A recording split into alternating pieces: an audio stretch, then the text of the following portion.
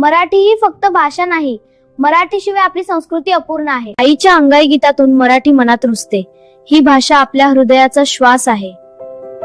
मराठी बोलणे म्हणजे अभिमान बाळगणे. ही भाषा आपली शक्ती आणि स्वाभिमान आहे. शिवरायांची गर्जना मराठीतूनच दुमदुमली. मराठीने स्वराज्याला आवाज दिला.